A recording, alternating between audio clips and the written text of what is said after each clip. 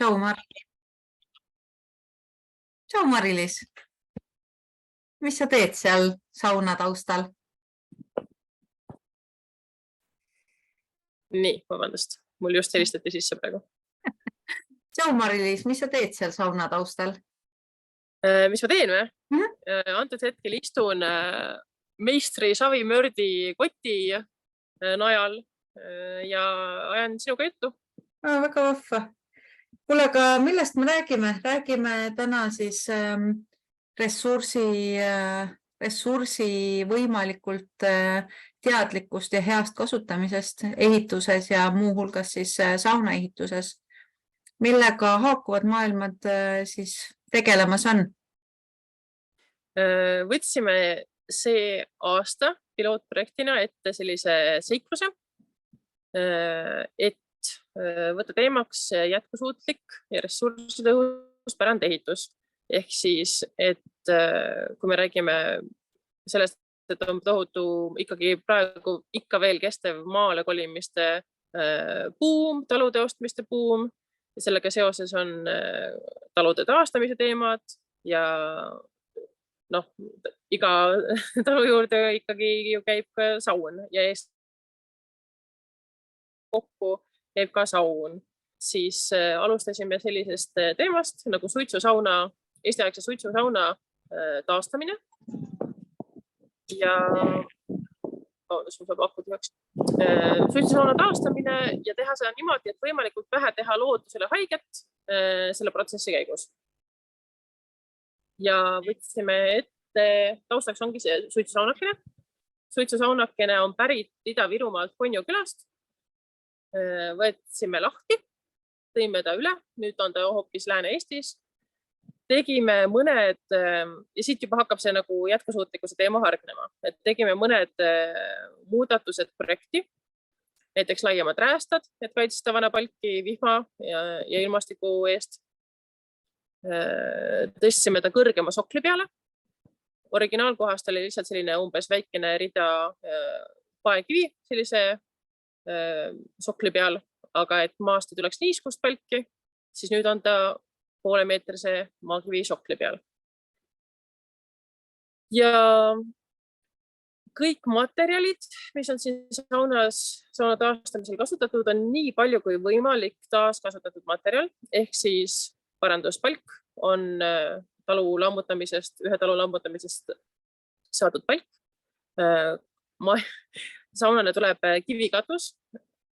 Katuse kivid on Tartumaalt Vabaduse ja kapten Jalakle ehitatud talu Häärperi katusekivid, mis läks lammutamisele. Et selline lugu on veel kaasa tulnud. Siis, mis seal veel? Muidugi nii palju detaile, ehitusdetaile kui võimalik on kõik ringmajanduse mustritega. Eesmärgiks kohe täitsa eesmärgiks see, et võimalikult vähe võtta puud maha minu pärast, meie pärast, ehitamise pärast, võimalikult vähe toota kogu selle protsessi pärast, ehk siis nii palju kui võimalik, mis on juba olemas, seda rakendada. Ja te teete sellel teemal koolitusi? Jaa, sest et eesmärk ongi see, et kui inimesed juba soetavad endale talu, siis sellega ikkagi peab kaasa käima selline teatav oskuste pagas. Ühelt poolt juba omaniku järelevalve suhtes, et kui sa hakkad tellima mingeid teenuseid kellegilt, siis sa pead olema mingite taustateadmistega, et sa teaksid kaasa rääkida, kaasa mõelda ja ka selles mõttes teha seiret, et kui ikkagi väga kahtlaseid asju hakatakse pakkuma, siis tunned ka selle ära. Et üks asi on see soov tõesti edendada seda, et püsiksid pärandehituse oskused. Näiteks ma võin öelda, et maakivi koolitusi, meil oli need 2 koolitust oli maakivi teemal ja kõige suurem minu isiklik nagu õpikoht maakivi müüri ladumise koolitustelt on täiesti hämmastav. Ma teadsin 0% maakivi müüri ladumisest ja päriselt on nii, et kui sul on hea meister, kes on hea õpetaja, siis möödub päev, möödub 2 ja järsku sa oled selline spetsialist, et päev pole. Et päriselt ongi võimalik nagu õppida 2-3 päevaga ära midagi, mis jääb kogu eluks ja saab nagu, et ta ei kao ära meie generatsioonist, vaid meie saame nüüd edasi anda juba oma lastele ja nii edasi. Ja samas- sest korralikud hästi teenivad saunad ju ei ole mitte aastaid ega aastakümneid, vaid on ju Eestil küll ja küll neid kohti, kus on 100+ aastat vana saun ja selle sauna lõhn ja sihuke kogemus on hoopis teine. Nii et üks osa sellest ongi see, et need samad saunad, kui ta ei peaks olema enam koha peal kasutatav, et siis saaks uuesti teises kohas üles ehitada ja talle pakkuda seda, mida ta oskab kõige paremini. Ja praegu selle konkreetse saunaga ongi täpselt see olukord, et ta on juba teeninud Eesti Vabariigi ajast alates saunana maailma ja nüüd selliste väikeste tehniliste uuendustega ja et hoida teda ennast paremini, saab seda teha loodetavasti umbes sama kaua veel edasi, et lõpuks me räägime ikkagi muldvanast, igivanast saunast. Ja kui nüüd rääkida jälle, et miks need oskused on olulised, siis iga asi ju ajahambaga ikkagi kuidagi suhestub, mis tähendab seda, et ühel hetkel on tarvis seda müüri parandada võib-olla, mis iganes, on tarvis palkkehandit võib-olla parandada, katuse konstruktsioone ja koolitustega me käimegi, koolitused on praktilises formaadis niimoodi, et me päriselt teeme läbi need asjad, nii et need jäävad käe sisse need oskused, need jäävad intellektuaalsele tasandile, et on teadmistaust ja niimoodi, et see jääbki nagu rakendatavaks teadmiseks ja oskuseks inimesele eluteele kaasa ja tema talule kaasa. Kuidas nendele koolitustele saab registreerida ja kus nad toimuvad? Toimuvad Lihula küljal Lääneranna vallas, Matsalu looduskaitseala kõrval ja kuidas on kõige lihtsam registreerida või üles leida, ongi Facebookist, ma arvan, kui otsingusse panna MTÜ Haakuvad maailmad, 2 sõna on Haakuvad maailmad ja sealt leiab ka MTÜ kodulehe, võib ka minna otse haakuvadmaailmad.wordpress.com ja seal on olemas info kõigi toimunud koolituste osas, eesootavate koolituste osas. Meil on maikuust alates on toimunud koolitused järjest ja on olnud, nagu ma ütlesin, maakivi raiumise, maakivi ladumise, maakivi vuukimise koolitus, on olnud palkkehandi taastamise koolitus, kus siis oli vanast palgist ehitamise spetsiifika, siis katusekonstruktsioonide koolitus ja nüüd ees ootavadki see sauna südame koolitused ehk siis 3 koolitust küttekollete teemadel ja küttekolded mitte mingi tavaline teema, vaid kuidas saada vähemast rohkem ehk siis kuidas võimalikult vähe kulutades luua võimalikult suurt kasutegurit. Me räägime näiteks köetavast põrandast ehk siis kes ütleb, et soojamüür peab olema seinas. Ikkagi tänapäeva inimene on üsna ära harjunud sellega, et varbad on soojas kogu aeg ja kui on võimalik teha köetav põrand, siis miks mitte. Ja niimoodi on võimalik teha saunast ka selline üle talve peetav külaliste maja näiteks väga hästi. Ja köetava põranda süsteem tuleb veel niimoodi, et on pliit, mille soojus siis talletatakse kas põrandaga, lesoga või on võimalik sellest samast koldest kütta ka saunapada, et saada vesi soojaks.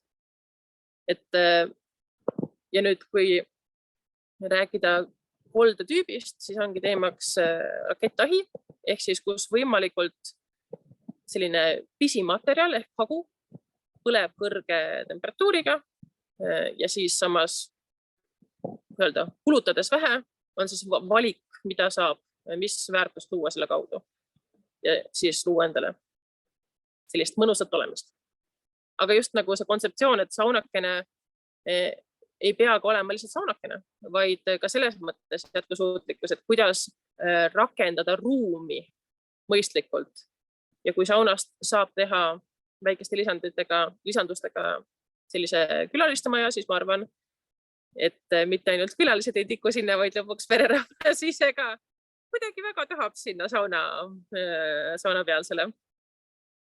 Vot. Ja järgmine koolitus on siis kolmapäeval 9. ja Ja on ka venekerise teema, eks?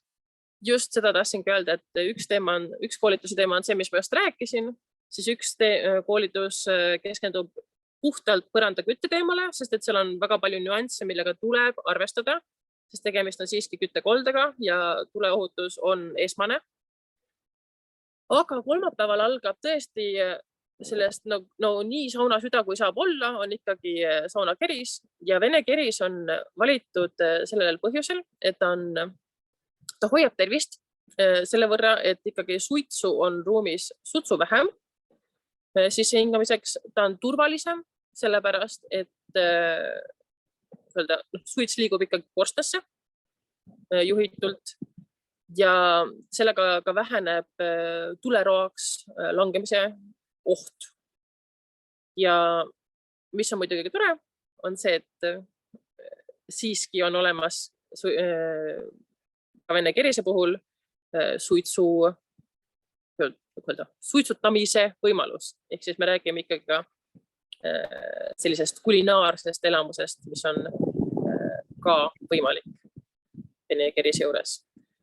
Mis on nagu tervisele, kui me räägime tervise jätkusuutlikkusest, siis vene kerised on tuntud oma sellise pika ja mahlase leili poolest. Ja kui me räägime keha puhastumisest, siis ei ole paremat asja kui selline pikk mahlane leil. Vaatasin siin just samaaegselt, et sauna 2023 koduleheküljel on meil üleval lausa 13 vene sauna. Nii et tõesti see on muidugi suitsusaunale ta ligilähedale ei saa, et neid on ikkagi oluliselt rohkem. Aga üle Eesti siis on ka sauna aasta kodulehel pakkumisi, saate seda kogeda ja kui vähegi võimalik, siis ka endale kas koju või maakoju ehitada just läbi selle tulevase koolituse. Kes seda koolitust läbi viib? Ma korraks eelmises teemas, mis korraks haakis su jutuga, lisan seda, et üks meie soovidest on ka see, et kui inimene tuleb koolitusele, tal käib mingi selline hurraa plõks ära, ta hüppab, tahan ka teha, siis kõigile koolitustel osalejatele kehtivad kõigi koolituste koostööpartnerite sooduskoodid nagu seeria üleselt. Ehk siis meie eesmärk on see, et kui inimene tahab nüüd hakata tegema oma koduseid süsteeme üles ehitama, siis need, kes on kõige kvaliteetsemad, kõige usaldusväärsemad, kes tagavad seda toodet, millega on turvaline ja hea ehitada neid süsteeme ja tervislik, siis nende juurde viivad ka soodsama ostukogemusega sooduskoodid. Et oleks tõesti niimoodi, et sa ei peaks valima, et kas sa sööd või ehitad, et kusagilt ikkagi natuke tuleks tuge. Sest et ma arvan, et see on oluline väärtus, kui keegi valib teha midagi jätkusuutlikus formaadis, siis seda tuleb toetada igal võimalusel. Ja meil on meistri.ee kodulehelt saab kõik võimaliku loodusehitusmaterjali, kes on meie suur sponsor. Meil on kambas nagu on näha siit ülevalt, Kiotsera Senko Eesti, kes pakub suruõhu tööriistu, et hõlbustada tööd, aga ka, et näiteks on tarvis vanu müüre taastada, maakivimüüre, siis suruõhu puustelaga saab need vahed lasta sellest sodist tühjaks, et siis uuesti täita lubimärdiga. Et selline kvaliteettööriistade pakkuja. Meil on kambas, kes meil veel on kambas?